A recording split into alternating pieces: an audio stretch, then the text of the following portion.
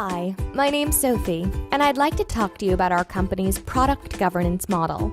Now, I realize some of you already know about product governance and why it's important, but I also know some of you aren't as familiar. So, through an analogy of football, you know, the sport that some in the US call soccer? Well, through this analogy, I'd like to help you understand some of the basics of how it works. So, what do product governance and football have in common? Actually, a lot. In the next few minutes, I'd like to help you understand what is product governance and why it matters to all of us, who are the key teams and players, and how all these players work together. Before jumping into my football analogy, let's start with why. Why should product governance matter to you? The short answer, because our patients are counting on us to get them high-quality therapies in the most effective and efficient way possible. A bit of a longer answer, product governance is how we get it done. We're a matrixed organization. Expertise, information, and decisions need to flow cross-functionally within the entire organization, as well as up and down the functions. We know teams are strategically strong and agile when they leverage expertise across the different functions. This allows us to bring the right people together at the right time and ensure a cross-function assessment of our programs. Again, we do this because our patients are counting on us to deliver the best possible therapies. They simply can't afford the cost of siloed thinking on our part and wait for every decision to be escalated. So how does this impact you? Well, you're involved in this process more than you may realize. No matter where you are in the organization, you're either directly or indirectly supporting the product governance model. Either way, it influences the way you work, communicate, and make recommendations and decisions. And you know what? That's what governance is. The way we work, communicate, and make recommendations and decisions. Now that you understand why product governance matters, I think it would help to talk about how the process works and who does what. To help you understand, think about football.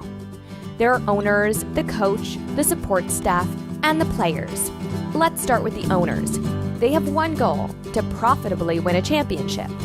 To do this, they have to decide what investments are needed to win the championship and regularly assess to make sure they're still on track to win. In addition to these decisions, the owners appoint the coach and the support staff. These are the experts who support the team all the way through the championship and are essential to the team's success. Once the coach and support staff has signed on, the coach does three things.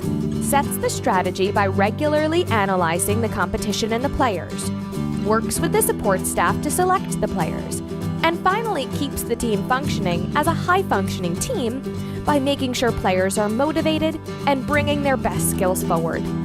Once the team is in place, the support staff helps the coach execute the strategy. For example, the doctors and trainers keep the players healthy and at the top of their game. Marketing promotes the team, scouts find the talent, and the grounds crew keeps the field optimal for game day. Now let's look at the football players. Each player brings different skills to the team, whether they're a goalkeeper, a striker, or a center back. The team needs a variety of skills, because fielding an entire team of strikers will definitely not win the game. So how does this all connect to our company? Think of it this way.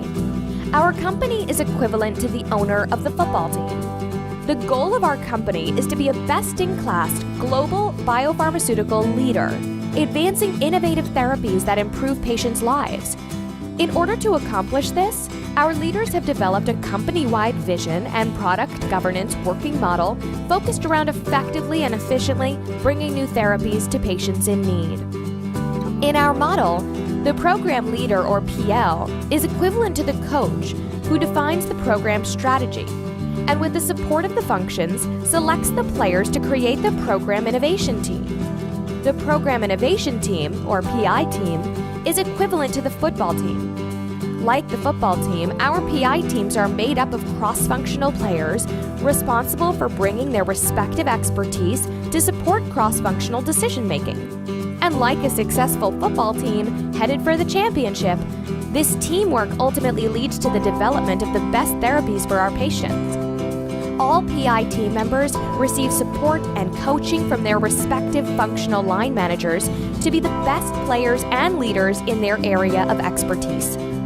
Similar to how trainers work with players on specific aspects of the game, the functional managers ensure PI team members are developing the skills necessary to effectively represent their functions.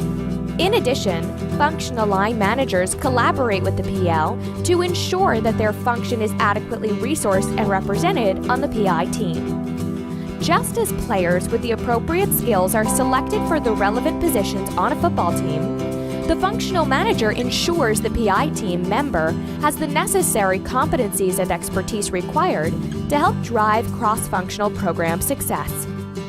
Okay, so now that you understand some of the key roles on a PI team and roles supporting the PI team, the last thing to understand is how everyone works together.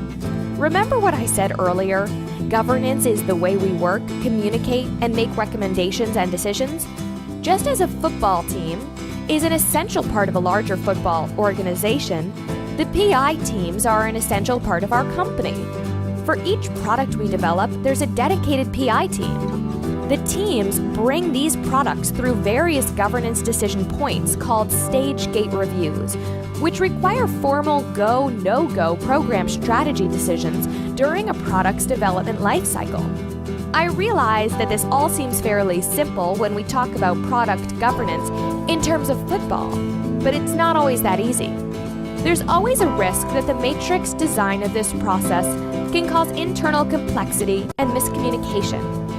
In order for issues to be minimized, effective communication is crucial. That's why PI team members need to not only communicate effectively with each other, but they also need to ensure that their functional leaders are informed and aligned regarding key decisions to be made by the PI team. Therefore, PI team members need to fully understand their team's strategy, priority, and objectives. Creating efficient lines of communication between the team members and the functions enhance productivity and allow for quick decision-making. Our product governance model provides a process and a way of working that fosters cross-functional collaboration across the organization to ensure we develop winning strategies for our programs. Doing this helps us create the best products that address the needs of our patients. No football championship can be won by a team without input and cooperation of the entire organization. And in the same way, our company cannot bring the best therapies to patients without the cooperation of the PI teams and all the functions that support our products. Phew, I know we've covered a lot, so let me recap. We've covered product governance and why it matters, the key players and what they do, and how we all work together to ensure the governance is lived. So let me end by reminding you that at the center of all this is our patients. They're counting on us to keep our promise, to work collaboratively and deliver therapies that will improve their lives. And so we have to make sure that the way we work, communicate, and make recommendations and decisions empowers all of us to deliver on that promise.